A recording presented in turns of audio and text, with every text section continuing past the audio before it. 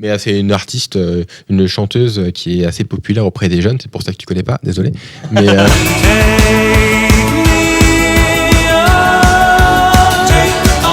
mais je sais pas si tu connais l'artiste Miki. Non, Voilà, dis-moi en plus. Miki, mais c'est une artiste, une chanteuse qui est assez populaire auprès des jeunes. C'est pour ça que tu connais pas, désolé. Mais T'as qu'à dire que je suis vieux. Putain. t'inquiète.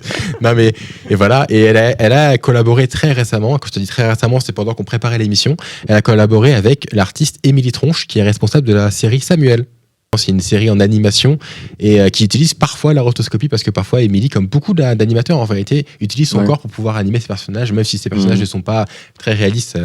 À la différence de Tekonmi, mais en fait voilà, ça dit quelque chose de long en fait, de cette collaboration entre le clip et une série. Et vraiment dans les commentaires, tu vas voir les gens dans les commentaires, ils félicitent, comme je te dis tout à l'heure en fait, ils félicitent le fait que ce soit une animation qui pourtant l'animation n'est pas, comment dire, c'est un peu c'est un trait qui est assez irrégulier, il y a une volonté de faire un peu écolier quoi. C'est un peu le thème, c'est la jeunesse, donc forcément il y a quelque chose qui est beaucoup moins travaillé entre guillemets. C'est pas la dernière sortie Disney qui tout à fait, mais en fait le travail d'animation, ce que ça a demandé et l'intérêt que ça suscite, enfin, c'est bon. Ils ont dit vraiment c'est un clip exceptionnel. Pour toi, c'est se reconnecter aussi à l'humain. C'est reconnecter à l'humain et connecter du coup à ce légendaire clip technique. Pour moi qui a initié sans le vouloir en fait un combat contre l'IA avant l'heure. Ouais.